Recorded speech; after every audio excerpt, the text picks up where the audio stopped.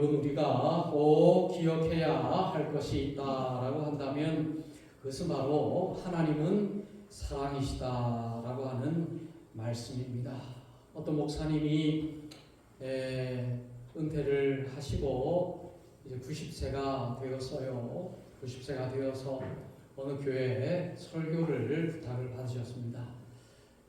설교를 부탁을 받으셨는데 워낙 연세가 많으시고 또 설교 준비하시기가 굉장히 어려웠습니다.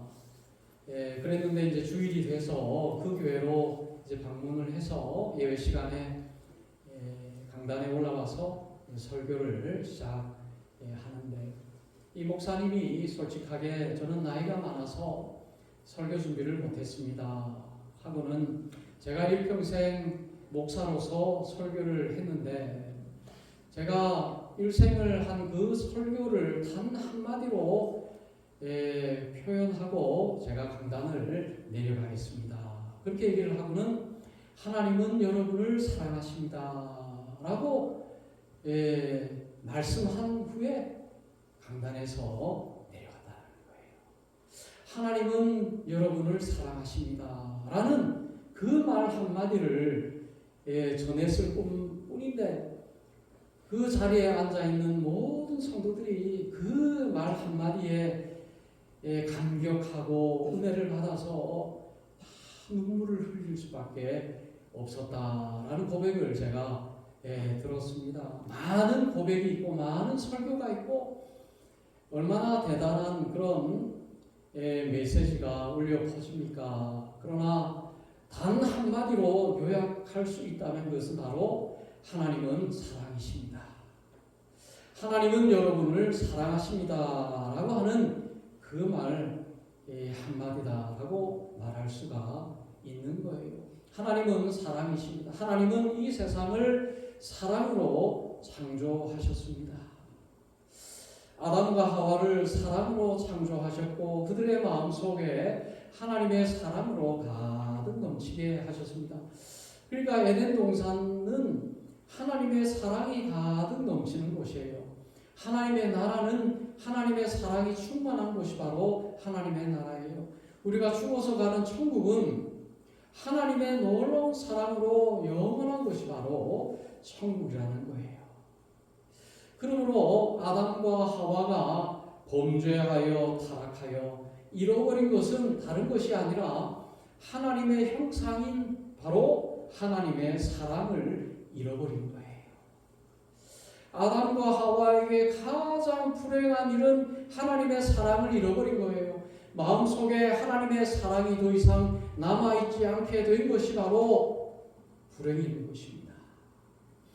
타락한 그 순간 그들의 마음속에 하나님의 사랑이 즉시 사라지고 원망과 불평과 또 낙심과 절망이 그 마음속에 자리 잡게 된 것을 성경을 통해서 알 수 있지 않습니까? 아담이 하와를 얼마나 사랑했어요. 하나님 감사합니다. 나에게 이 아름다운 여인을 주시다니요. 나의 뼈 중에 뼈요 살 중에 살입니다. 이런 사랑의 고백을 했던 아담이 범죄한 이후에 하나님께서 주신 이 여자가 나를 유혹해서 내가 범죄했습니다 라고 하는 그 마음속에 사랑이라고는 찾아볼 수 없는 마음이 된 것이죠. 아담의 아들인 가인이 그의 동생 아벨을 돌로 쳐서 죽인 것을 보면 저들의 마음속에 철저하게 파괴된 그 마음, 그것을 우리에게 보여주고 있는 거예요. 그러니까 사랑이 사라졌다라고 하는 것은 우리 인간에게 얼마나 많은 큰 문제가 시작이 되었는가라는 것을 볼 수가 있는 것이에요. 여러분, 하나님은 우리를 창조하실 때에 하나님을 사랑하는 존재로 창조하셔서요. 또 사람을 사랑하는 존재로 살도록 창조되었습니다. 그러므로 마음속에 하나님의 형상인 사랑이 사라졌다라고 하는 것은 불행한 삶이 시작됐다라는 것을 의미하는 것입니다. 사랑이 없으니까 여러분 우리의 마음속에 늘 사랑에 대한 갈증이 있어요. 사랑에 대한 갈증을 느끼며 살아갈 수밖에 없습니다. 사랑이 없기 때문에 그렇습니다. 우리의 마음속에 사랑이 가득하면 우리가 사랑을 요구할 이유도 없죠. 사랑을 구할 필요도 없고 갈증을 느낄 필요도 없습니다. 우리의 마음속에 사랑이 없기 때문에 사랑을 요구하고 갈급한 것이죠. 여러분, 정말 우리가 살고 있는 이 세상 가운데 가장 의미 있는 단어를 꼽자면 바로 사랑이라는 단어인 거예요. 모든 사람은 이 사랑에 갈급하고 사랑을 추구하는 삶을 살아간다라고 말할 수가 있습니다. 여러분, 정말 모든 사람은 사랑하게 갈급해요. 어린 영혼들도 그래요. 어린 아이들도 부모님의 사랑에 갈급함을 느낍니다. 부모님의 사랑을 더 받으려고 싸워요. 어머니의 사랑을 받으려고, 부모님의 사랑을 받으려고 싸워요. 사랑에 갈급하기 때문에 그렇습니다. 여러분, 부모님의 사랑을 받지 못한 영혼들은 얼마나 불행한 삶을 살 수밖에 없는지 몰라요. 사랑이 귀하기 때문에 그렇습니다. 발견하기가 귀하기 때문에 그래요.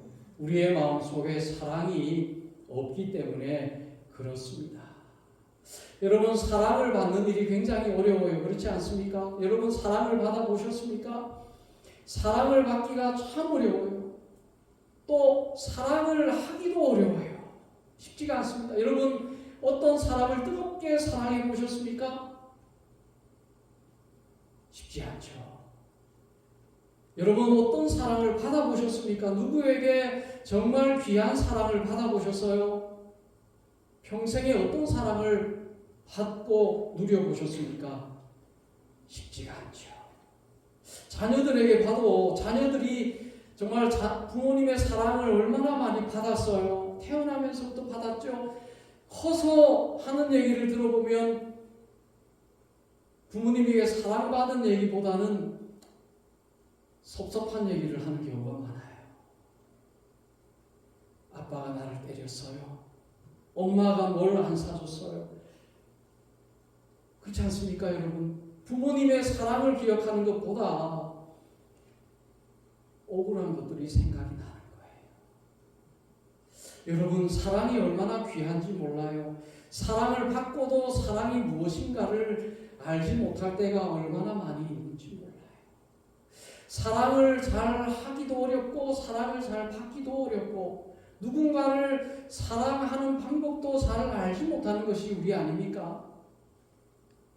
사랑에 어색하고 사랑하기에 어색하고 미숙한 존재가 바로 우리라고 말할 수 있어요. 우리의 마음속에 사랑이 없기 때문에 그렇습니다. 하나님의 형상이 완전히 파괴되었다고 말씀하고 있는 거예요. 여러분, 교회가 정말 사랑의 공동체 아니에요. 교회도 정말 사랑이 필요하다라고 말할 수가 있습니다. 여러분, 사랑 그 자체이신 하나님을 섬기는 곳이 바로 교회죠.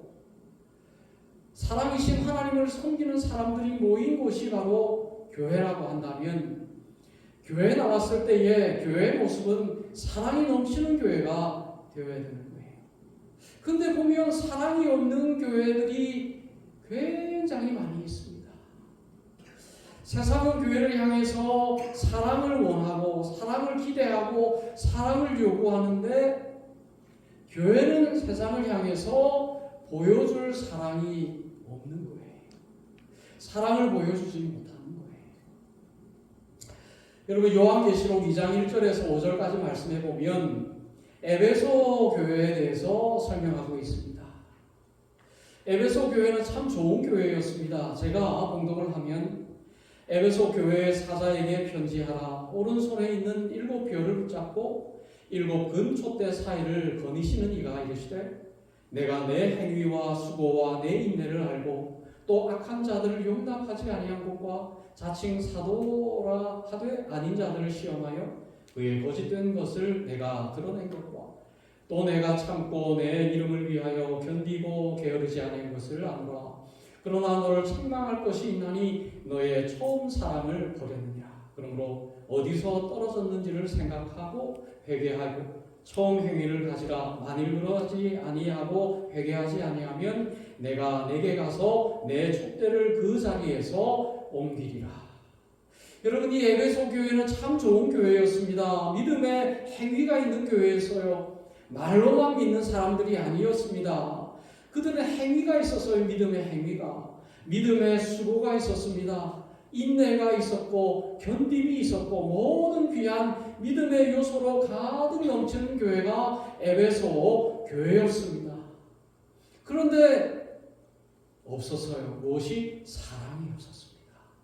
모든 행위가 있었는데 모든 믿음의 요소로 가득 넘쳤는데 사랑이 없었어요. 사랑이 없는 그 교회는 하나님 앞에 책망받을 수밖에 없다는 거예요. 여러분, 정말 이 사랑이 귀한 거예요. 고린도전서 13장 1절에서 3절 말씀에 보면 내가 사람의 방언과 천사의 말을 할지라도 사랑이 없으면 소리나는 구리와 울리는 꽹과리가 되고 내가 예언하는 능력이 있어 모든 비밀과 모든 지식을 알고 또 산을 옮긴 바는 모든 믿음이 있을지라도 사랑이 없으면 내가 아무것도 아니요 내가 내게 있는 모든 것으로 구제하고 또 내 몸을 사르게 내어줄지라도 사랑이 없으면 내게 아무 유익이 없느니라. 내가 천사의 말을 하고 모든 방언을 한다 할지라도 사랑이 없으면 그것은 울리는 꽹과리와 같은 소음에 불과하다. 내가 하나님의 말씀을 예언하는 능력이 있고 모든 비밀을 알고 모든 지식을 알고 산을 옮길 만한 믿음이 있을지라도 사랑이 없다면 아무것도 아니다. 나의 재물을 가난한 사람들을 위해서 다 내어줄지라도 나의 육체까지도 불살라서 사람을 위해서 줄지라도 사랑이 없으면 그 자체로 아무런 유익이 없다. 여러분, 제가 많은 교회를 사역하면서 정말 진정한 교회의 모습이 무엇일까를 제가 생각하면서 내린 결론은 진정한 교회는 사랑이 있는 교회다라고 저는 보았습니다. 교회의 규모와 인원과 외적인 어떠한 것과는 큰 상관이 없는 것 같아요. 교회가 크고 건물이 크고 많은 사람들이 모이고 좋은 일들이 일어나고 좋은 사역들이 일어나고 그런 교회라 할지라도 그 공동체 안에 사랑이 없다면 교회가 아닌 거죠. 아무것도 아닌 거예요. 여러분, 오늘 우리에게 필요한 것은 물질이 아닙니다. 건물이 아닙니다. 많은 어떤 사람들의 모임이 아니에요. 한 사람 한 사람들의 마음 속에 예수의 사랑이 회복되는 거예요. 여러분, 교회가 무엇입니까? 교회 건물이 교회입니까? 교회 조직이 교회입니까? 구역이 교회예요. 여러분, 교회에 최소 단위는 바로 저와 여러분 한 사람 한 사람이 바로 교회입니다. 여러분 한 사람 한 사람이 교회예요. 그렇지 않습니까? 오늘 저와 여러분 한 사람 한 사람 마음 속에 진정 교회로서의 가치를 회복해야 되는데 그것은 바로 하나님의 사랑을 회복하는 것입니다. 사랑하는 척하는 것이 아니라 억지로 하는 사랑이 아니라 진정한 사랑, 예수의 사랑이 우리의 마음속에 부어져야 되는 거예요. 여러분, 우리 한국교회가 안고 있는 가장 큰 문제는 정말 사랑의 회복이 필요하다는 거예요. 많은 교회들은 교인들을 어떤 종교인으로 만들려고 해요. 종교 행위를 가르쳐서 종교인이 되게 합니다.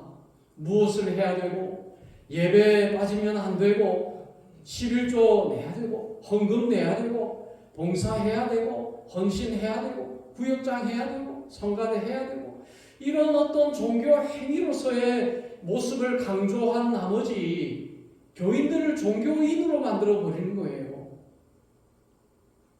저들의 마음속에 정작 필요한 것은 그것이 아니라 사랑이 필요하잖아요.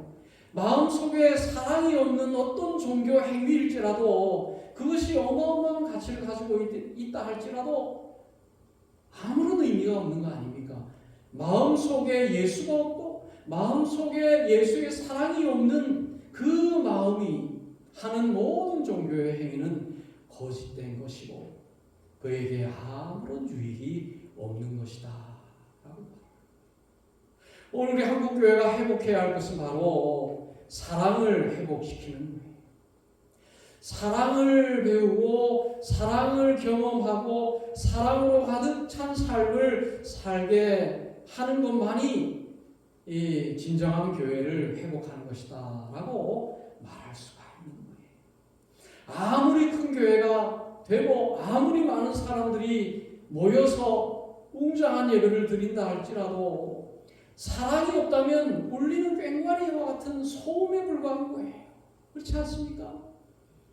우리 교회가 이제 하나님의 은혜로 성가대를 이제 시작하려고 합니다.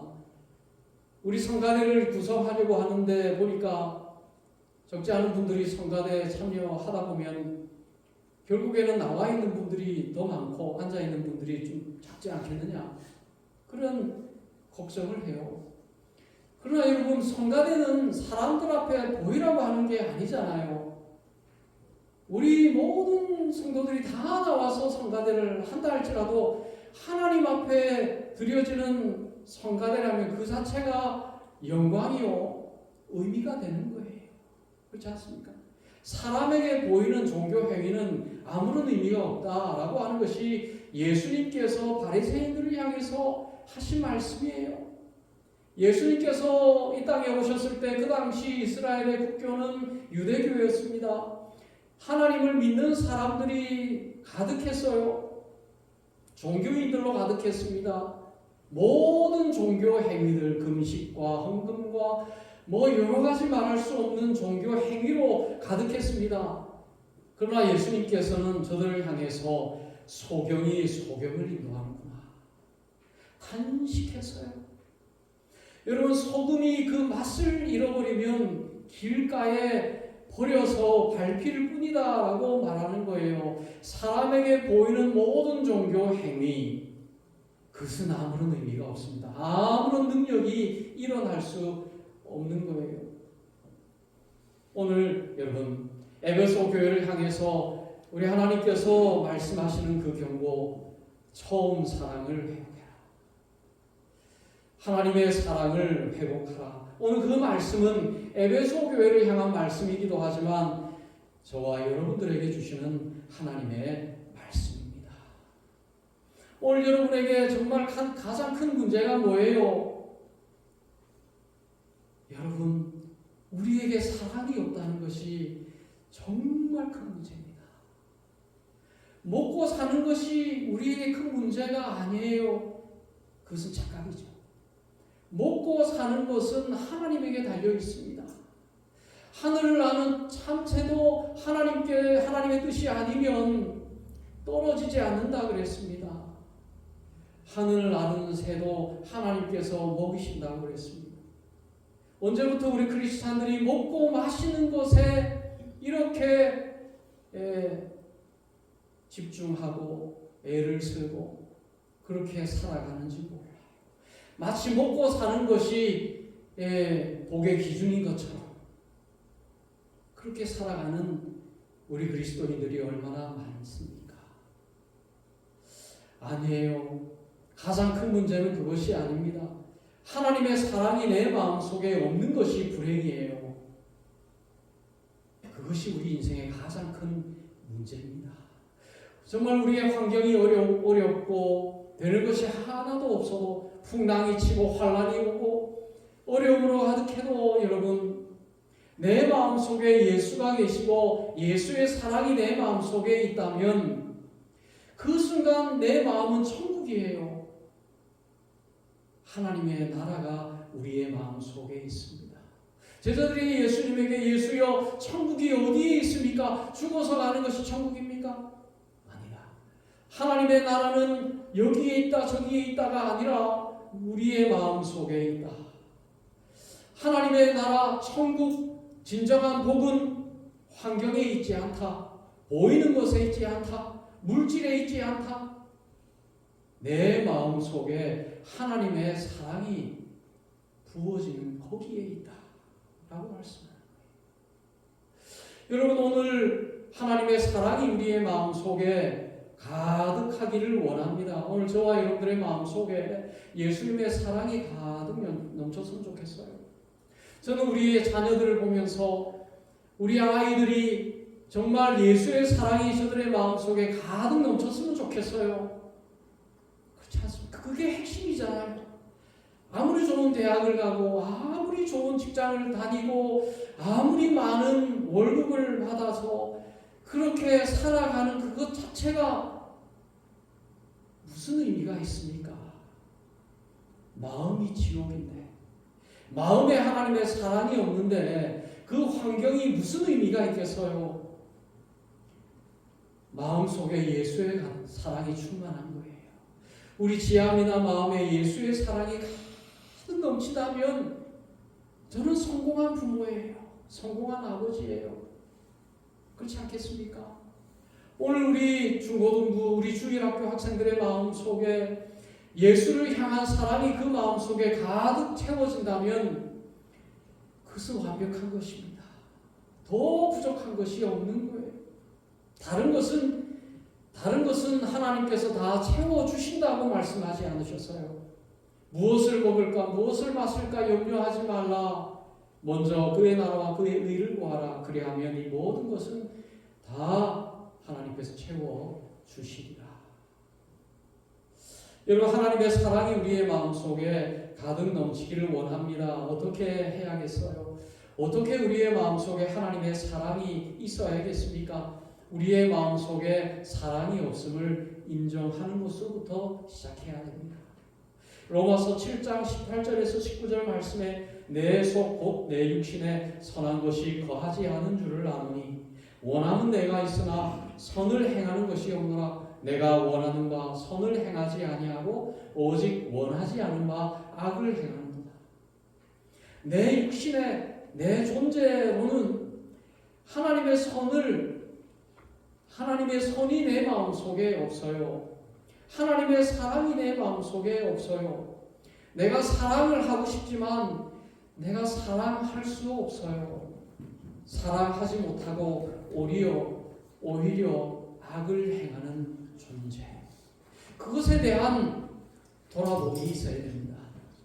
나에게는 사랑이 없고 나는 사랑할 능력이 없다. 사랑할 실력이 없고 사랑할 가능성이 없다. 성경은 그것을 바로 타락이라고 말씀하고 있는 거예요. 많은 사람들은 그 단계로 나아가기를 원치 않습니다. 내가 왜 사랑할 수 없지? 내가 왜 악하지? 나는 교도소에 가본 적도 없고 죄를 지어본 일도 없는데 왜 내가 악하다고 그러나? 왜 나를 타락했다고 말하는가? 많은 그리스도인들조차도 그런 생각을 가지고 교회를 다니는 그리스도인이 많아요. 그런 생각하기가 어렵습니다.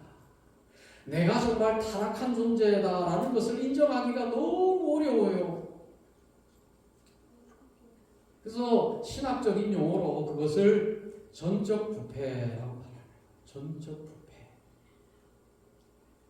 여러분, 오늘 사랑할 수 없는 우리에게 하나님께서는 사랑할 수 있는 방법을 우리에게 말씀하고 있습니다.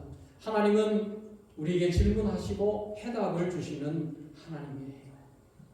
요한일서 4장 10절에서 11절 말씀에 보면 사랑은 여기 있으니 우리가 하나님을 사랑한 것이 아니요 하나님이 우리를 사랑하사 우리 죄를 속하기 위하여 화목 제물로 그 아들을 보내셨습니다. 사랑하는 자들아, 하나님이 이같이 우리를 사랑하셨은즉 우리도 서로 사랑하는 것이 마땅하다. 사랑이 우리에게 있는 것이 아니고 사랑은 여기 있다. 외부에 있다. 어디에 있다는 거예요? 예수의 십자가에 있다. 여러분, 우리는 사랑할 수가 없습니다.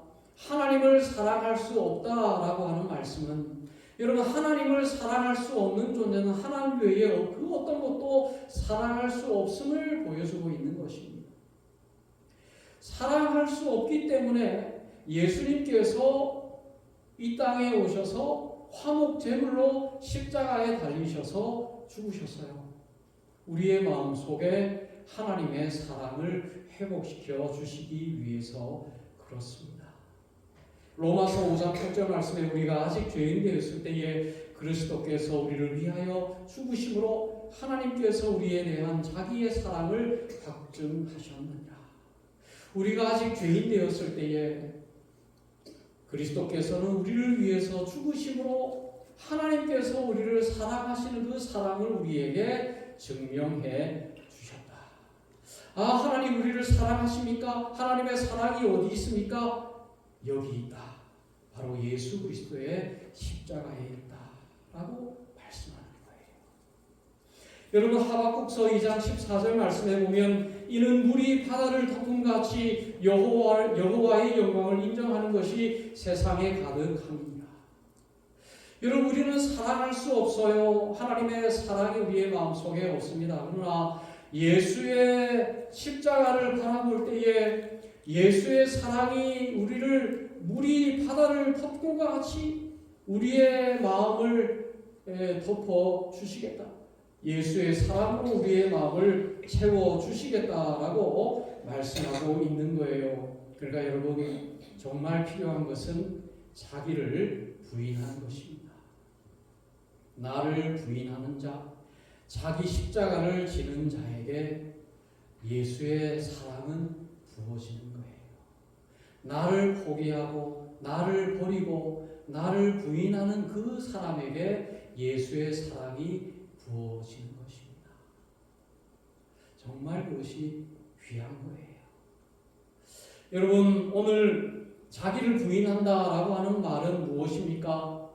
요한일서 2장 16절 말씀에 이는 세상에 있는 모든 것이 육신의 정욕과 안목의 정욕과 이생의 사랑이니 다 아버지께로부터 온 것이 아니요 세상으로부터 온 것이니라.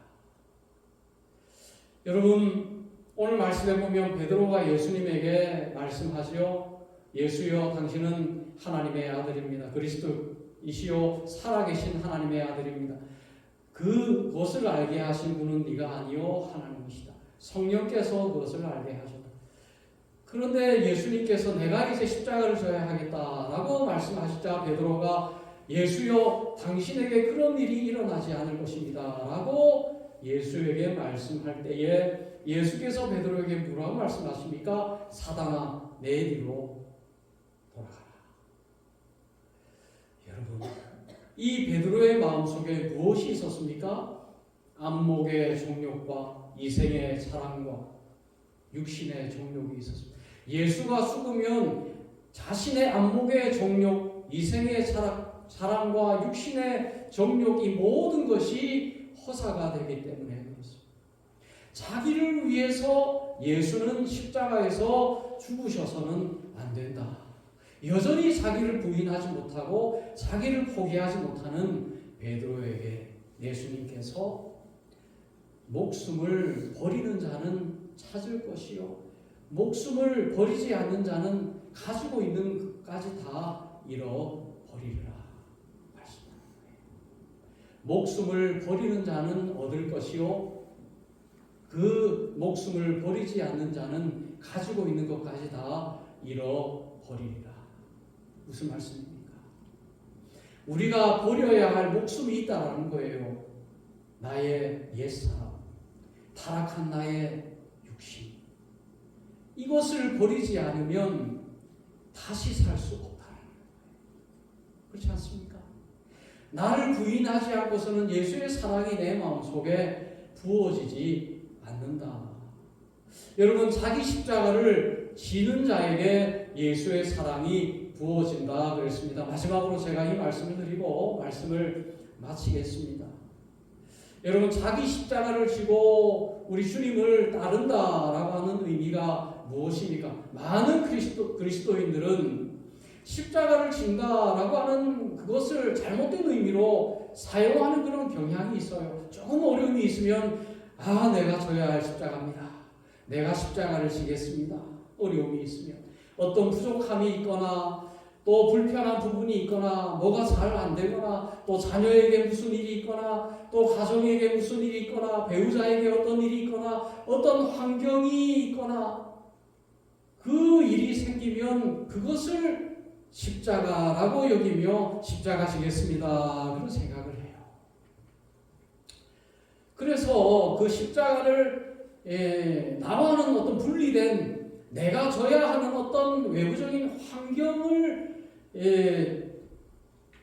의미하는 것으로 생각하는 그런 경향이 많이 있어요. 아닙니다. 진정한 십자가는 뭡니까? 진정한 십자가는 바로 저와 여러분 그 자체입니다. 어떤 환경이 십자가가 아니라 나의 존재 자체가 십자가라는 거예요. 내 마음속에 솟아나는 육신의 정욕과 안목의 정욕과 이생의 사랑이 바로 십자가입니다. 매일매일 솟아나는 교만과 자랑과 세상의 정욕이 끊임없이 솟아나는데 그 이유는 바로 우리의 마음속에 죽을 때까지 우리의 마음속에 남아있는 원죄가 바로 그것입니다. 그러므로 자기 십자가를 진다는 것은 내 마음속에서 매일매일 솟아나는 자랑과 교만과 육신의 정욕과 안목의 정욕과 이생의 사랑을 지는 것이에요. 죽이는 것이에요. 그것이 바로 자기 십자가를 지는 것입니다. 어떤 환경적인 것이 십자가라면 다 질 수 있어요. 그렇지 않겠습니까? 가난의 문제 안고 갈 수 있죠. 질병의 문제 그냥 지는 거죠. 그렇지 않습니까? 지지 못할 십자가가 뭐가 있겠습니까? 그러나 가장 어려운 십자가가 있는 바로 내 마음속에 남아있는 죄성, 끊임없이 올라오는 죄악의 그 순간순간이 바로 나의 십자가라는 거예요. 그러므로 사도 바울은 말씀합니다. 나는 매일매일 죽노라. 매일매일 나는 나 스스로 나를 죽이노라. 나는 매일매일 나를 십자가에 못 박노라 라고 말씀하고 있습니다. 여러분 하루를 시작할 때 여러분 어떻게 하루를 시작하시겠어요? 자기를 부인하고 하루를 시작하시길 바랍니다. 나를 부인하고 나의 모든 것을 십자가에 못 박고 하루를 시작하는 그에게 예수의 사랑이 부어지는 거예요.